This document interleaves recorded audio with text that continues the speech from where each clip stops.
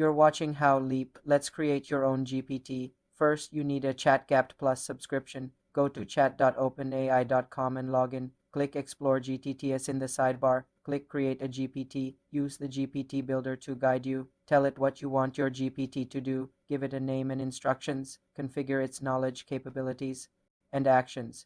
You can upload files for it to reference. Test it in the preview pane.